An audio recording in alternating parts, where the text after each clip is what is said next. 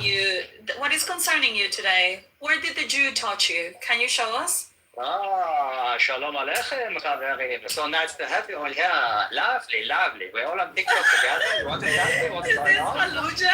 Oh my God, it's so good to see you all. It's so lovely. I love you, Fallujah. Oh my God, it's gracious. Goodness gracious me, all with me. Yeah, wonderful. Fallujah, I want you to meet a new fan. His name is Palestine 1948. And he was sharing with us that he woke up a little bit anxious today because he thinks that Israel wants to unalive him. And he said that he shared this with his therapist, but he was sharing with us what the therapist said. And he's nervous. I want to tell you something about 1948. Let me tell you something about 1948. You know something? This was the best vintage that ever came out of the Balkan Valley in the Golan Heights for the most beautiful bottle of red wine we get today. You know, we drink this together, the red wine, with each other like you've never drank before. You know, do you drink? Do you drink, my friend? Do you drink? You don't, do you? You should drink. You don't drink. You see, this is your problem. If you drank with us, you wouldn't have such problems. We'd all be friends, we'd be dancing, we'd be partying, we'd be having action. But I think that is his problem. He's too angry because he doesn't drink. Yeah. This is the world's biggest issue. You know, you've got a big population which doesn't want to touch alcohol. What's wrong with you people? You only live once. My life would be in danger if I was in the same room as you, because you guys are fucking Nazis. Yeah, I have to carry pepper spray. Whoa. Get it all out, Palestine. We're here to I'm so live. scared of We're too us. strong for you. We're too strong. Taking that as a threat. I'm so scared. No, but everybody, let him. You guys are the ones that Get it all out, Palestine. We're listening to you. Get it all the rage out. You're in the tunnel. Hold on. First, we cannot hear you. You need to take your phone out of your butt because we cannot hear Actually, you. no, there is a problem. Yeah, I'm going to be honest with you. There is a big problem. Now we can hear you. Normally when you drink, you get quite angry. People can get very angry if they drink. This is a problem. You guys get angry without even drinking. Can you imagine if you did have a drink? Oh my God. Oh I my was going to God. let him know that he's on my show called Find Out Exactly How Stupid You Are. Can you imagine feeding these chaotic imbeciles a drink? Neil, what was the name of that drink that I tried last week that was Israeli? Fuck. Arak. Yeah, he needs a little bit of that. I hate Arak. Oh my God, it's too strong. It's too strong, but I felt that it opened my brain. But not my legs, just my brain. Oh my God. No. You should try tequila. It has a much better value for the bottom half of the anatomy. No problem. No problem. Tequila. You know that song, Hava Nagila? Hava Tequila, Hava, tequila, Hava. Tequila. There you go. You got it. You see? Tequila. Anyway, why is everybody jump ship? Are you making lots of money? Yeah, I hope you're making lots of money. I hope everybody's coining it in, cashing it in. Yes, we're making millions. Shekels. Fantastic. Yeah, shekels. Fantastic. Have you told Jeff? Money laundering. Have you told Jeff? Have you told Jeff? Well, Jeff almost got us clipped. What?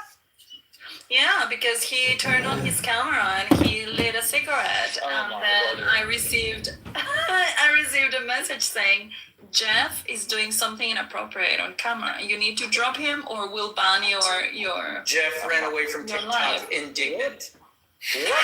What gave him the idea to turn on his camera? Where do you think he is? And he rage quit after that. That makes sense. Oh my God. Anyway, it's good to be with you guys. So thank you very much. I'm not gonna steal the show because it's your show. I'll just come and watch. Oh, come on, you love it.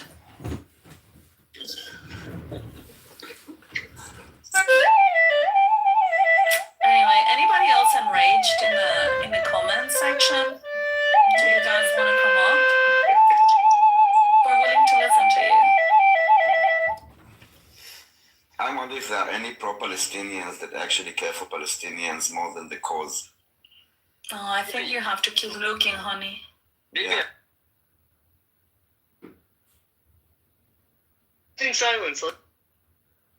Let's see how long It's you over. can I'm do that done. for. I quit. But Oh my god. Israel becoming the 51st state is the first.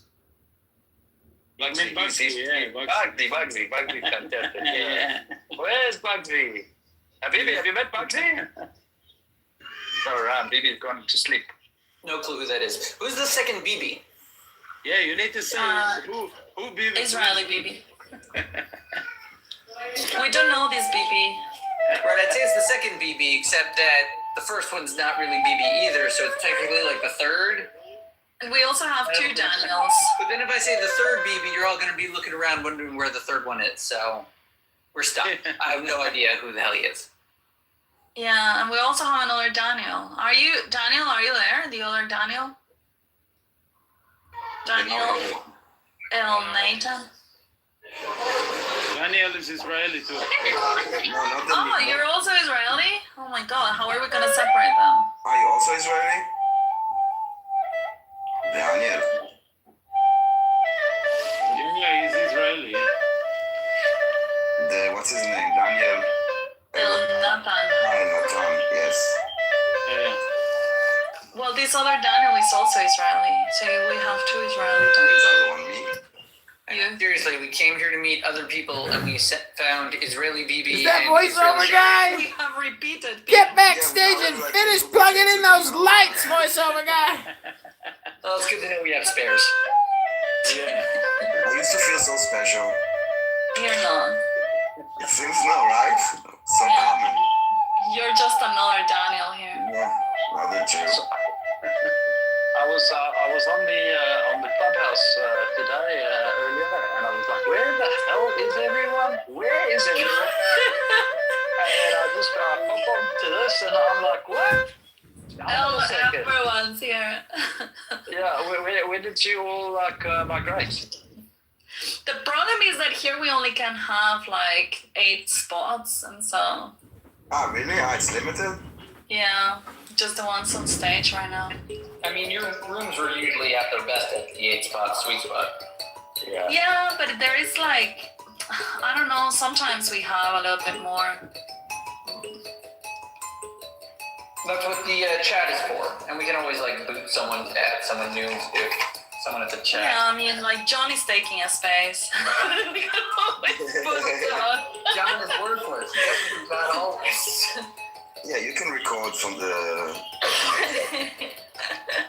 From the stage, from the audience. Yeah, I mean, like, listen, on Clubhouse, when you can add infinite mods to the stage, fine, give them space. Over here, it's just not worth it. I'm sorry, John. Yeah, that's true. I just want to Oh, quote. we even have Dude in the audience. I just want to quote Mixdad and say, right. Right. John Kitover? Oh my God, we got John Yes. Kitover too. John. Everyone's here. It's so nice to be with you. It's like we never had to ever escape the other place. Hey, but we have new people. Fallujah, we have Bibi, the King, we have Daniel, El Nathan, and we have MK. That's great. Like, who's the honey John, man? Who's the honey John? New in the app, new in here. I mean, MK, come on. MK, you know me, MK, we have to go away Yeah, you know me, so I'm not new. No, you're not new to me. How are you doing? Are you winning the battles? To you? MK? Are you winning the battles, I said, MK? What? Are you winning the battles? Are you full winning? Because you No, I just look. I was in a panel, and the host wanted there is to close Bugsy. the panel, and my friend said, "Open." So we come to you and something. I'm not opening lives, and I'm not. I don't know how to do that. Bugsy, come on up. I'll drop for Bugsy. Okay, hold on, let me drop John. Sorry, John. Bugsy, come on up. I'll drop for Bugsy. Okay, hold on, let me drop John. Sorry, John. Bugsy, come on up. Oh, I love Bugsy. So I'm they gonna bring waiting him for her. Oh, he's left. Kneidalach, I have to understand. Why did you call yourself Kneidalach? Nederig. Wow. Canadela, come on, man. What does that mean? Canadela. It's not. What is Canada? It's beautiful. It's É beautiful. It's like, Passover. No, it's not. Canadian. It's not. It's not. it's anytime, No, it's anytime. In Passover, Not just There's a Passover, soup. anytime. a big soup, and you make like a ball with the matzah balls. This is called nederig. I just looked for it. I'm seeing it. It looks, it looks very plain. It's soup You with can the say balls. that. You can say the truth. It looks like shit. Oh my Yeah, god. it's like, I'm I don't know sorry. if like shit, but I'm it sorry, looks I'm sorry. boring. I mean, it's just like water with the this is couple the of balls. food of Ashkenazi. It's very boring. The Ashkenazi food. Ugh. What are you trying to say? You're trying to say I'm a boring person? What you trying to say? No, Jordan, this is a TikTok event. Knedlach is like Knedlach, let me tell you, like Knedlach is like No, I know what it's no, I'm trying to make a good comparison. Knedlach is like a Christmas pudding to Christians. It's like the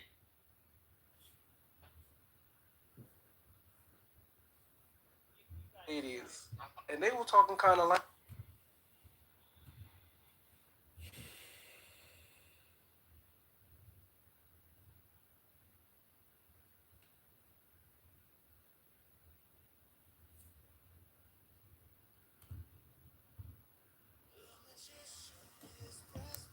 Stands before an altar on which are his burring bell, the rubble and two of the cakes of light.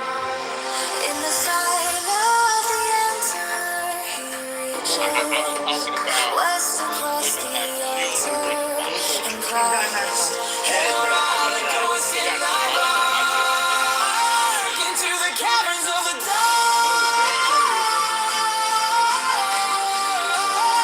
He gives a sign of silence and takes the bell and fire in his hands. He stood the altar, see me stand with light and music in my hand.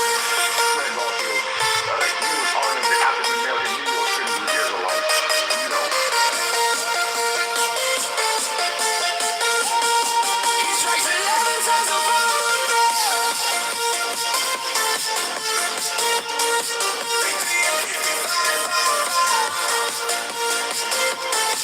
Victory places the fire in the thunderbolt. I strike the bell, I light the flame, I utter the mysterious name.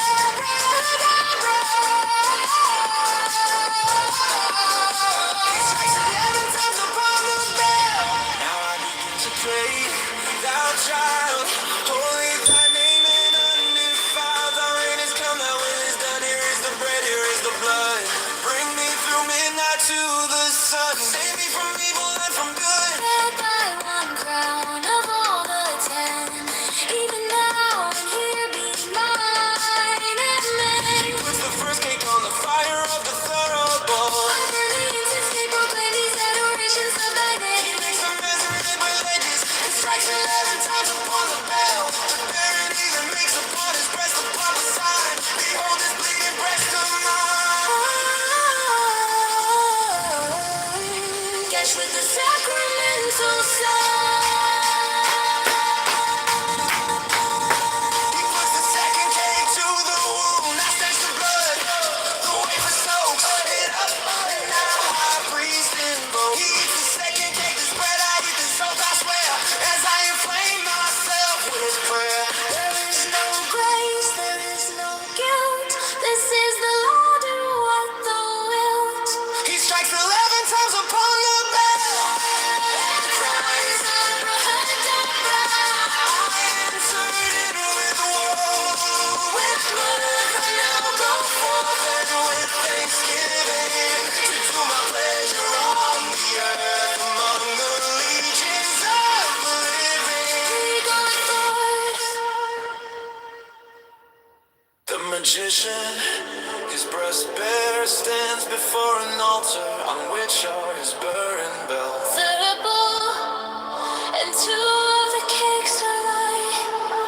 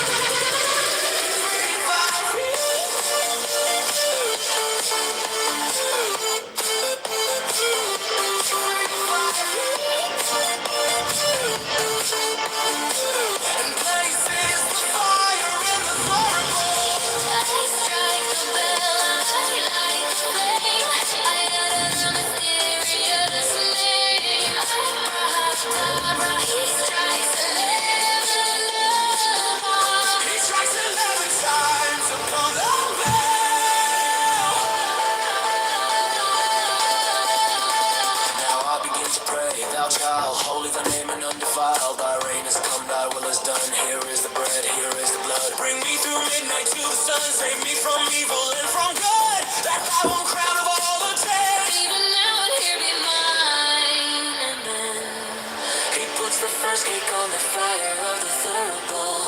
I burn the incense cake. Proclaim these adorations of thy name.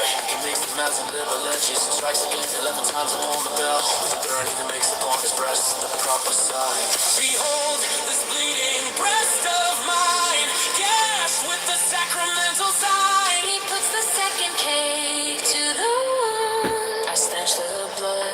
The wafer soaks it up, and the high priest invokes. He eats the second cake. This bread I eat, this oath I swear, as I inflame myself with prayer. There is no grace.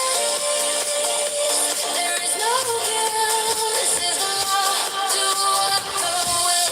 He strikes 11 times upon the bell and cries, Abracadabra. I entered in with woe. With mirth I now go forth and with thanksgiving to do my pleasure on the earth among the legions of the living. He goeth forth.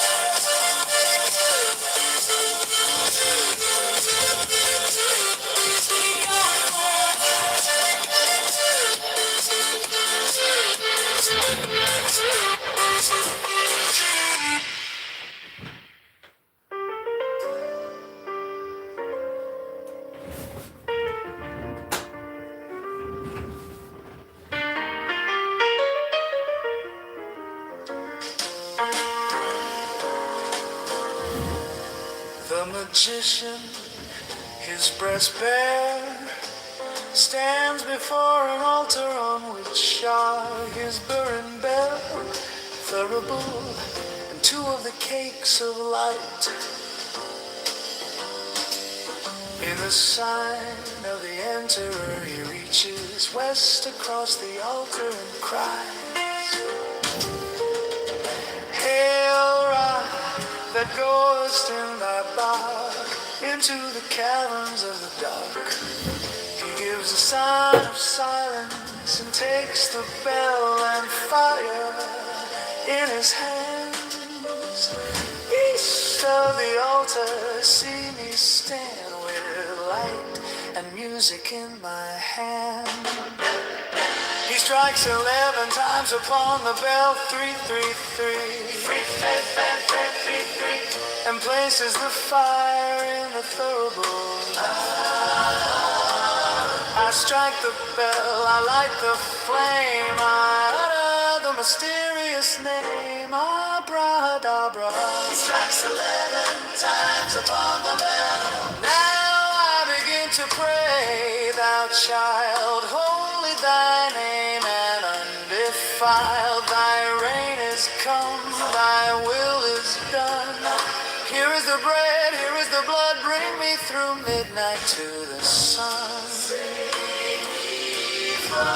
Save me from evil and from good, that thy one crown of all the 10, even now and here be mine. Amen. He puts the first cake on the fire of the thurible. I burn the incense cake, proclaim these adorations of thy name. He makes them as in liber legis and strikes again 11 times upon the bell. With the burden he then makes upon his breast the proper sign. Behold this bleeding breast of mine, gashed with the sacramental sign. He puts the second cake to the wound. I stench the blood, the wafer soaks it up, and the high priest invokes. He eats the second cake. This bread I eat, this oath I swear, as I inflame myself with prayer. There is no grace, there is no guilt. This is the law. Do what thou wilt.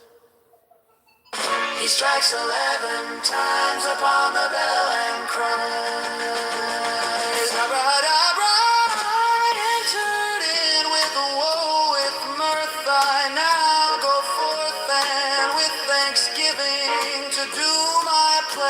the earth among the legions of the living. He goeth forth. He goeth forth. He goeth forth.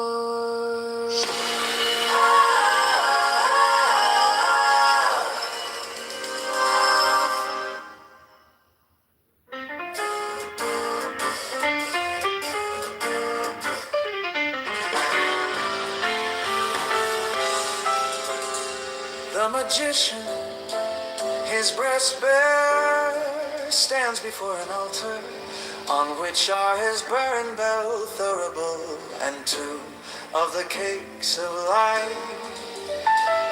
In the sign of the enterer, he reaches west across the altar, and cries, "Hail, Ra, that goest in that bark into the caverns of the dark." He gives the sign of silence and takes the bell and fire in his hands. East of the altar see me stand, with light and music in my hand. He strikes 11 times upon the bell. 3, 3, 3, 3, 3, and places the fire in the thurible. I strike the bell, I light the flame, I utter the mysterious name. Abrahadabra, he strikes 11 times upon the bell. Now I begin to pray, thou child, holy thy name and undefiled. Thy reign is come, thy will is done. Here is the bread, here is the blood. Bring me through midnight to the sun. Save me from evil and from good, that thou art crown of all the 10. Even now and here be mine. Amen. He puts the first cake on the fire of the thurible. I burn the incense cake, proclaim these adorations of thy name. He makes them as in liber legis and strikes again 11 times upon the bell. With the burn he then makes upon his breast the proper sign. Behold this bleeding breast of mine, gashed with the sacramental sign. He puts the second cake to the wound. I stanch the blood, the wafer soaks it up, and the high priest invokes. He eats the second cake. This bread I eat, this oath I swear, as I inflame myself with prayer. There is no grace, there is no guilt, this is the law. Do what thou wilt.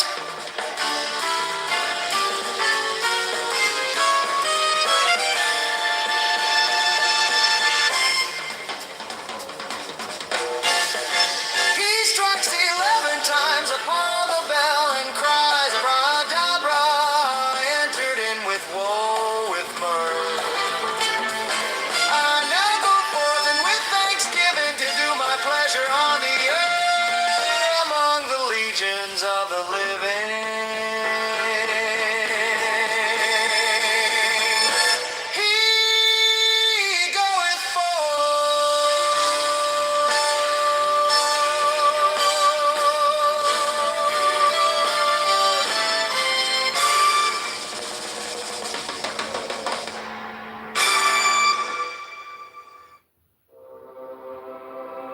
The magician, his breast bare, stands before an altar, on which are his burning bells, thurible, and 2 of the cakes of light.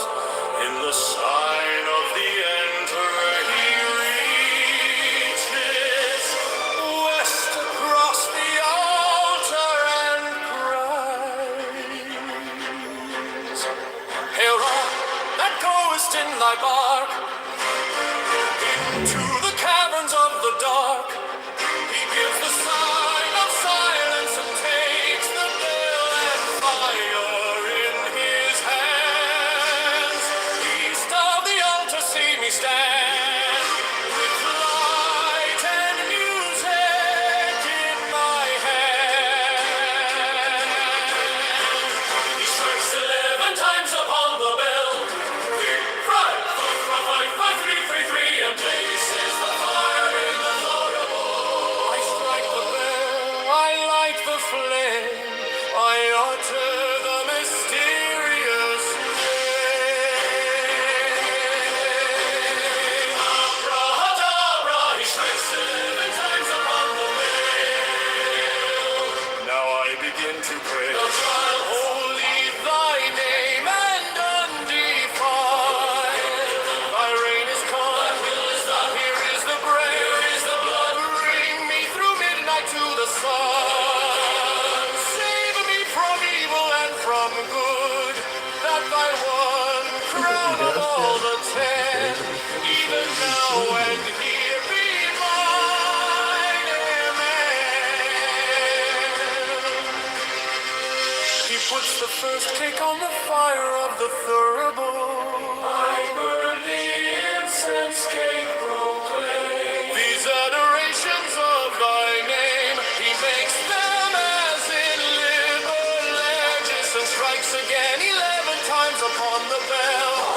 With a burn he then makes upon his breast the proper sign. Behold this bleeding breast of mine, dashed with the sacramental sign.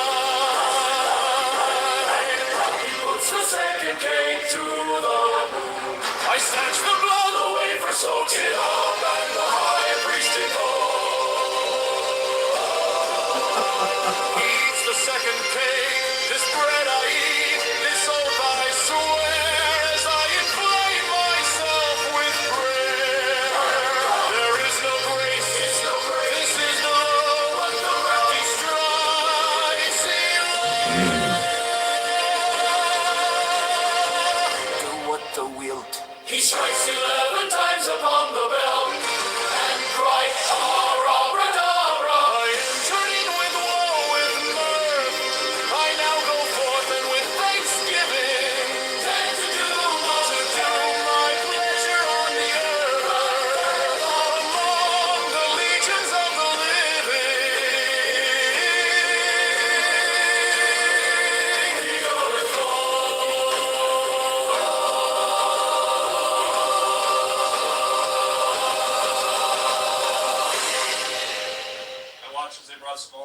The phoenix hath a bill for sound, fire for sight, a knife for touch, 2 cakes, 1 for taste, the other for smell.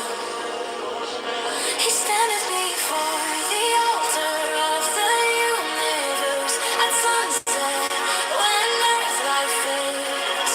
He summons the universe and crowns it with magic light to replace the sun of natural light. He prays unto and give homage to Yahweh. To him he then sacrifices.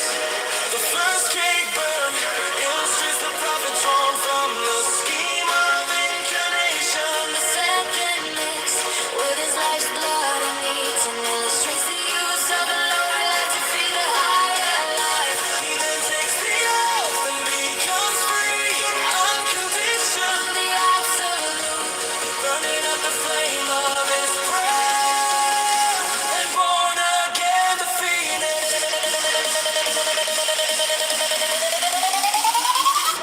The Phoenix!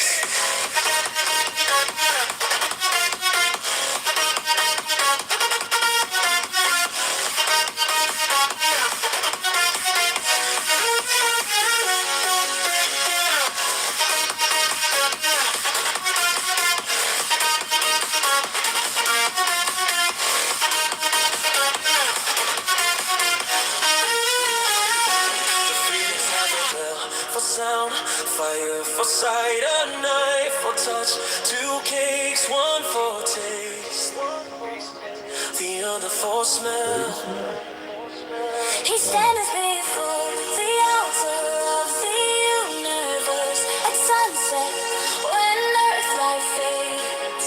He summons the universe and crowns it with magic light to replace the sun of natural light. He prays unto and give homage to Yahweh. To him he then sacrifices.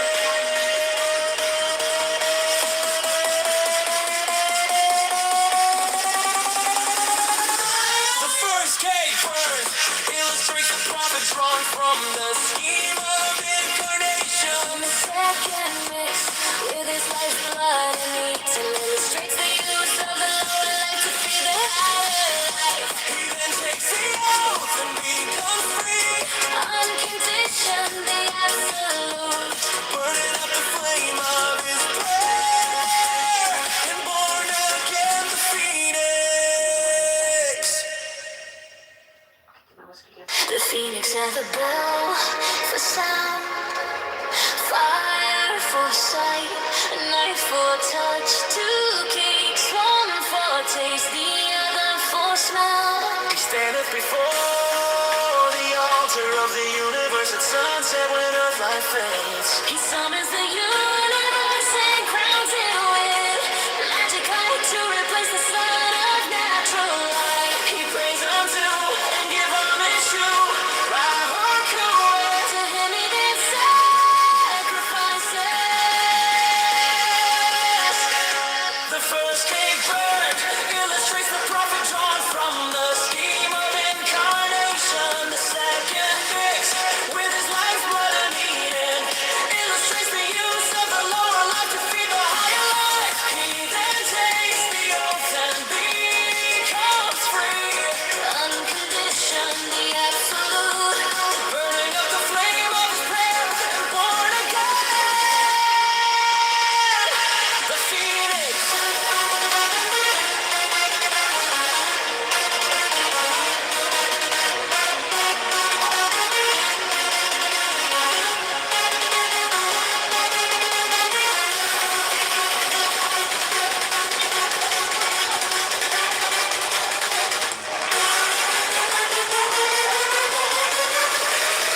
has a bell for sound, fire for sight, a knife for touch, two cakes, one for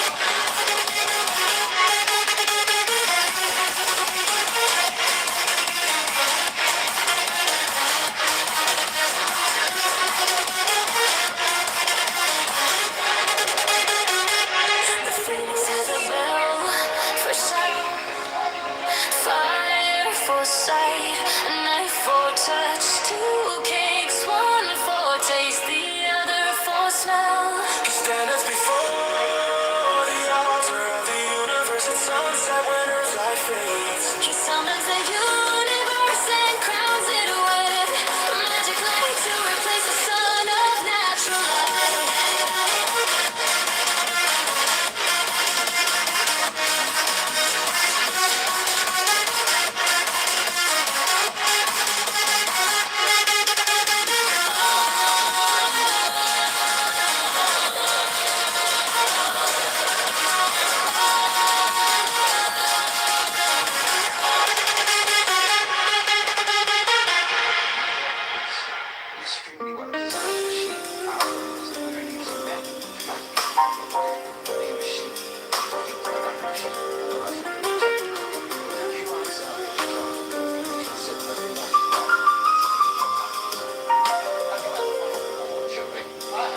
The phoenix hath a bell for sound, fire for sight, a knife for touch, two cakes, one for taste, the other for smell. He standeth before the altar of the universe at sunset when earth light fades. He summons the universe and crowns it with magic light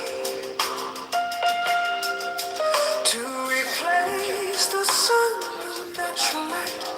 He prays unto and give homage to Rahukuah. To him he then sacrifices. The first cake burned illustrates the profit drawn from the scheme of incarnation. The second mixed with his life's blood and eaten illustrates the use of the lower life to feed the higher life. He then takes the oath and becomes free. Unconditioned, the absolute, burning up the flame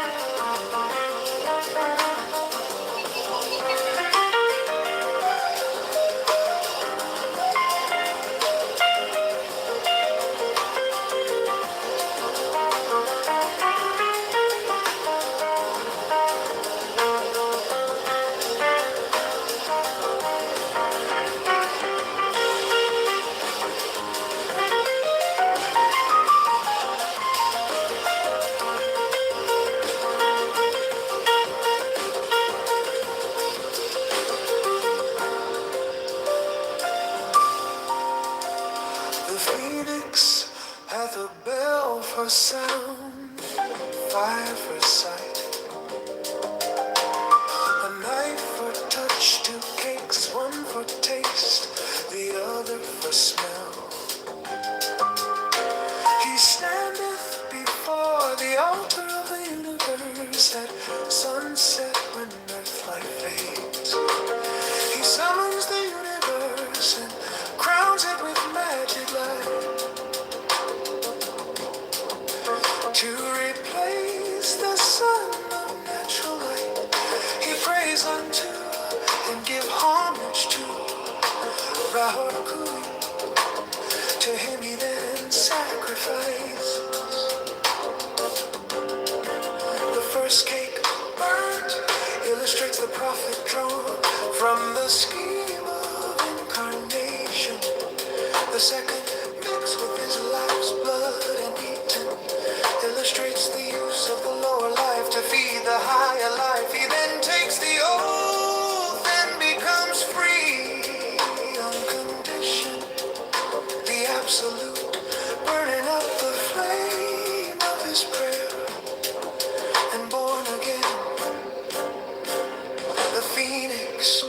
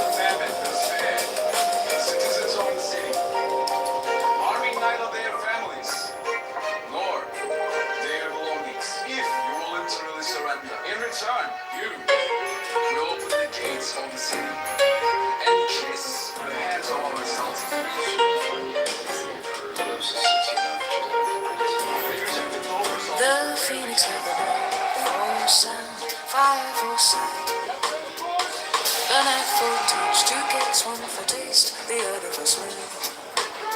He standeth before the altar of the universe at sunset when earth life fades. He summons the universe and crowns it with magic light. He prays unto and give homage to Rahul. To him he then sacrifices. The first cake burnt illustrates the prophet drawn from the scheme of incarnation. The second mixed with his life's blood and eaten illustrates the use of the lower life to feed the higher life. He then takes the oath and becomes free on condition, the absolute, burning up the flame of his prayer and born again, the phoenix.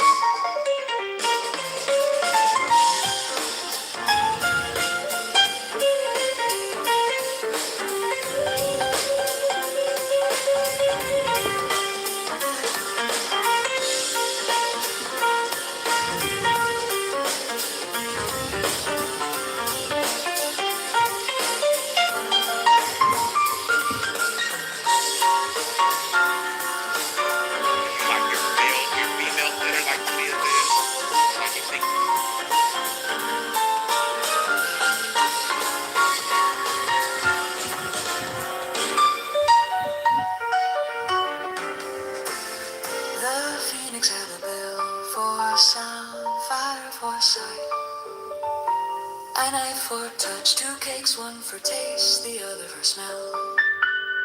He standeth before the altar of the universe at sunset when earth life fades. He summons the universe and crowns it with natural light. He prays unto and give homage to a heart true to him. He then sacrifices the first cake burnt illustrates the profit drawn from the scheme of incarnation. The second, mixed with his life's blood and eaten, illustrates the use of the lower life to be the higher life. He then takes the oath and becomes free on condition. The absolute burning up the flame of his prayer and born again. The phoenix. People find his cultist. The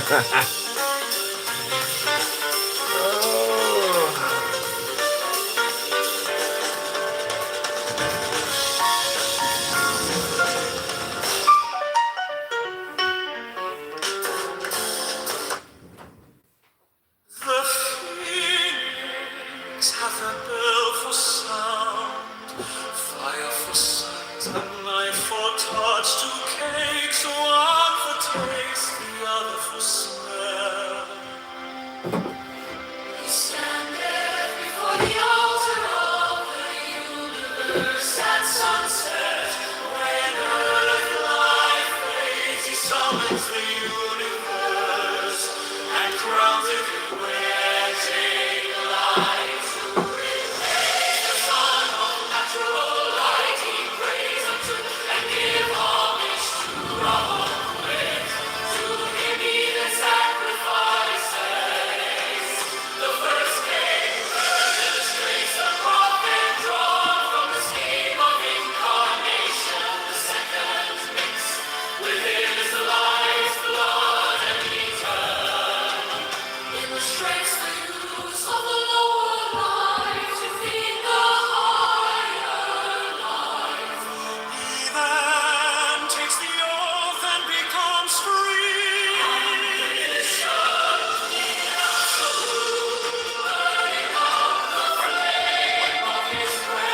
Isn't that sufficient? That's sufficient, but the idea is that there are limitations on our empathy and our compassion, and if we were better people, we would consider that African child to be a particular way if we were better people. And so maybe that's where the analogy is. There's some friction, but God doesn't have these limitations of empathy and stuff. So, but I think that is an interesting. I think that is a satisfactory response. I could even expound on it. Let's say, well, you and I both don't have any children, Danny. But let's say we did, right? You love your child because the child is born of you, right? And we're understanding to be born of God. And so you love that child more so than this kid in Africa.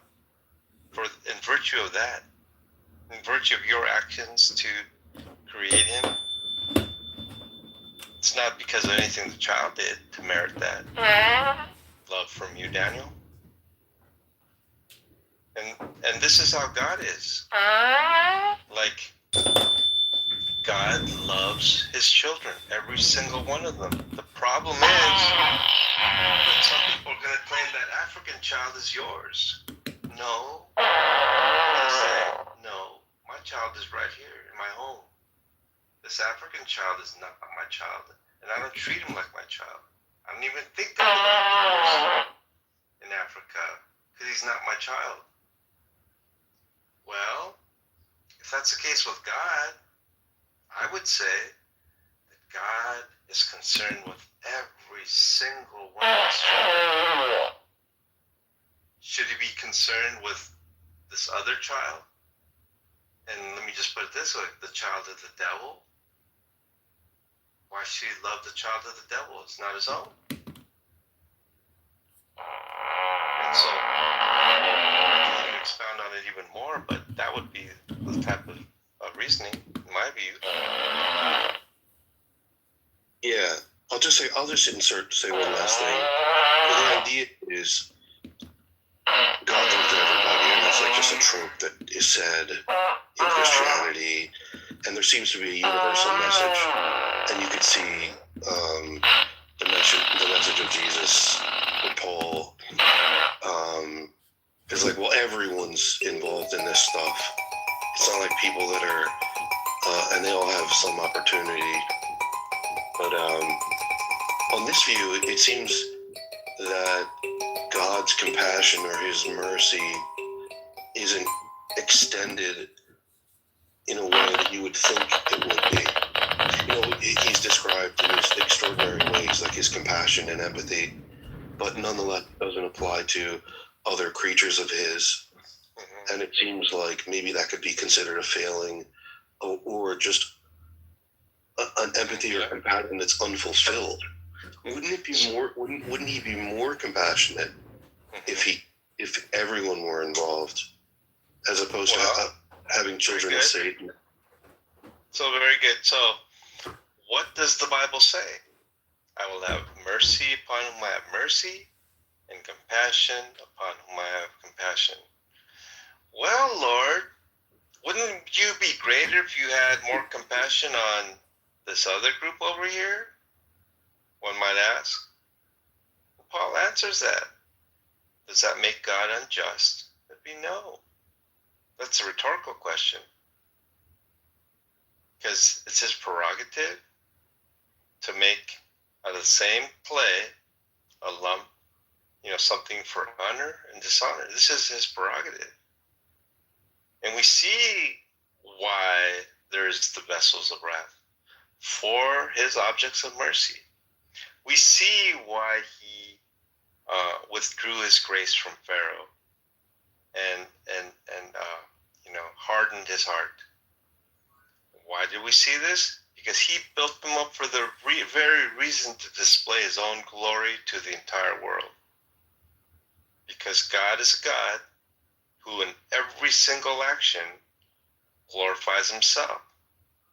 Now we humans who think, well, if somebody were to glorify themselves, that would be like a narcissist or something. That would just be some sort of major character defect.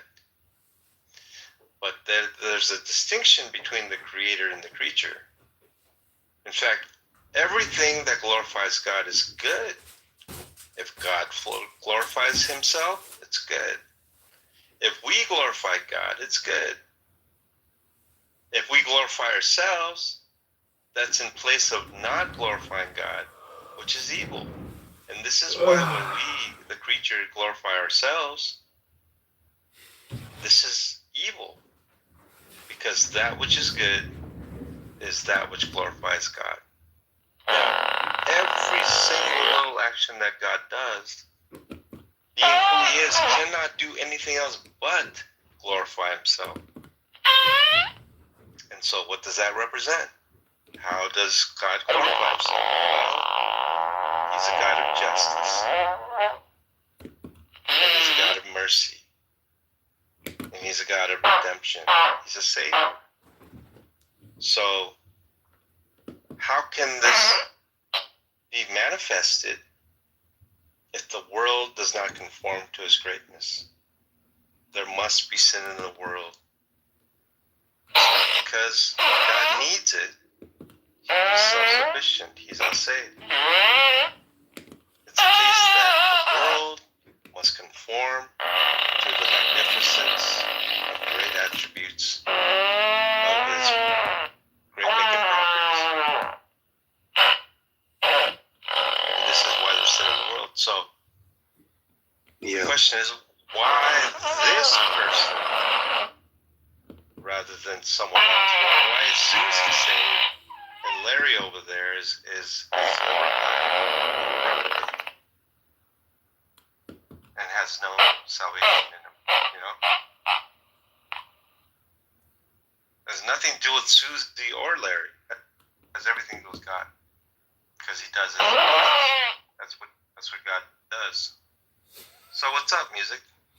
I'm just wondering, are you guys going to spend the whole day repeating yourselves? I mean, is there anything new under the sun? You know, have you had new thoughts? Have you read anything new? Or are you just a box that repeats itself? You know, and is there a point or a purpose? Or are you just expounding your own joy at this divine wisdom? You know, so, I mean, how long So will you do what you do? the way I look at it, sir, I would liken it to an algebra, 7th grade algebra teacher. He just loves algebra, right? And year after year, as people graduate from elementary school and go to his class, he is teaching people the same thing year after year after year. 30 years, 40 years later, he's still teaching the same algebra to some students that enter his class, and he just loves algebra. He's going to say the same thing, and he also understands that repetition is the foundation of learning. So you read books, and then you tell people your understanding of what you read in those books, correct? You're a teacher. Well, no, sir. I'm a student, and sometimes I share what I learn. Well, if I share what I learn, do you think that represents teaching? Yeah, that makes you a teacher. You're sharing education and information that you learned, and now you're hopefully passing off a less complicated version of that information so other people can easily and readily digest it via this conference call app. I'm just saying, if you think that there is sin in the world to manifest God, you know, what are the sins happening today that, you know, are never going away? So it's kind of like you're describing the situation, but you're not transforming it. You're just describing it. Well, we do believe there's a world coming where there's no more sin, no more suffering, no more tears. Oh, shit. My kalimba pot. This is what God promises us. We popped the kalimba! This is the New Jerusalem spoken about in Revelation, where God never withdraws his light. He never leaves us nor forsakes us. This is our hope as a Christian, sir. This is eternal life. So the things that we see around us are temporal. Things about God are eternal. So what do you think I'm talking about? You think I'm talking about the temporal? I'm not.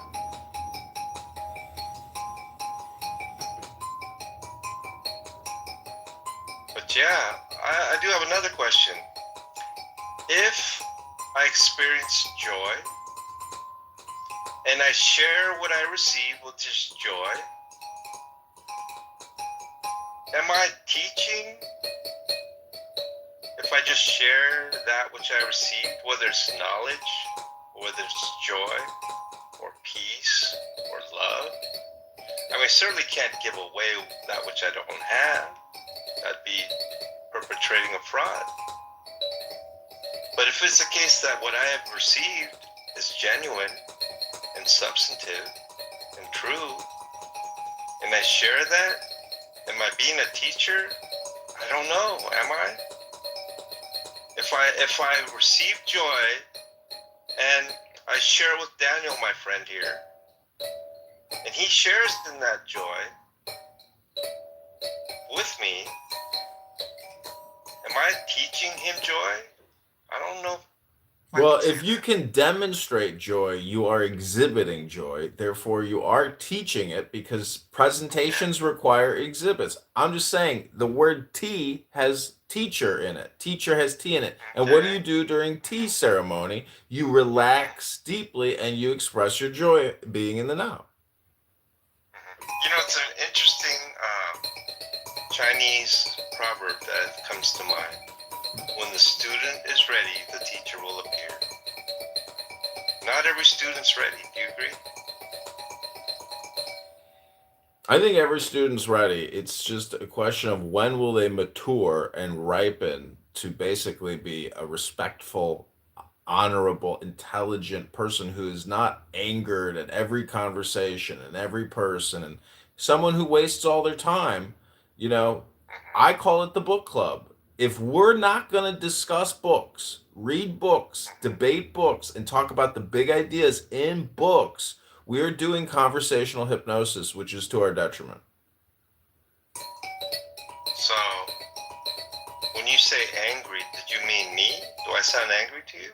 No, I'm talking about people on this app and in the real world. They road rage all the time to their detriment. If they were just in the presence of Jesus and in the flow state, there would be no blockages, no friction, no conflict. Are you a believer, sir? In Jesus Christ? Are you a Christian? Yes.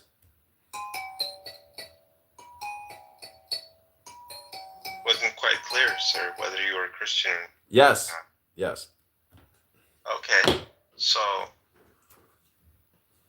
am I wrong to say you sounded very angry? No, I'm not angry. I'm just, got to get to the gym and read a book. So I guess I was wrong then. You're claiming you're not angry. Correct. Not angry over here.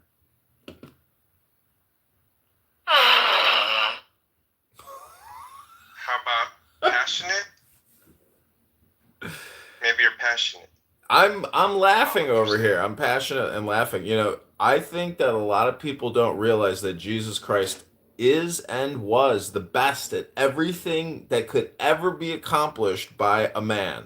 And that includes the great comedy. The great comedy? I don't exactly know what you mean. It's called the universe. It's called the great comedy, the great tragedy. It doesn't matter what it is. Christ fulfilled it. So it could be a comedy, it could be a drama, it could be an action. There's just so many categories or genres. The story of Christ hits all the nails on the head, no matter what category or genre you want to choose. Yeah, it's a very compelling story. This is what I was telling Shanita. That he was talking about fictional stories and how they just tug on the heartstrings. I think one of his characterizations, how they move people. And I was saying, Genesis chapter 1 may be cosmogony, but once you get into Genesis chapter 2, we're talking about the story of man. And the story of what about man? The fall of man and the redemption of man. And by the time you get to Christianity, you have Christ as the Redeemer. And he hits all the nails, sir. I agree. And the story of redemption is very compelling. To me, personally. Because I'm a dude that needed redemption. Well, it's also about consciousness. It's not just about redemption or sin. It is about primarily consciousness, Christ consciousness. You want one-to-one. You want your mind or your soul to hopefully be illuminated with the wisdom and the story and the experience that Christ achieved. I don't think it's just one and done. I think that everyone has that personal responsibility to attempt to try to duplicate or clone the journey of Christ within their own life. I mean, that's hopefully what the script or the program that you read is accomplishing for you. There's some Bible passages I used to remember, and one of them is Romans 12 verses 1 and 2. Hopefully I won't butcher the rendition, but it says, "Therefore I urge you, brothers, in view of God's mercy, to offer your bodies as living sacrifices, holy and pleasing to God. This is your spiritual act of worship. Do not conform any longer to the pattern of this world, but be transformed by the renewing of your mind. Then you will be able to test and approve what God's will is, His good, pleasing, and perfect will." And so the way I understand it, sir, this consciousness that you talk about, this Christ consciousness, I don't know what you mean. I've heard that catchphrase before. I don't know in what context it means. But to me, it's a transforming of our minds the renewing of our minds by not conforming to the pattern of this world, and by offering our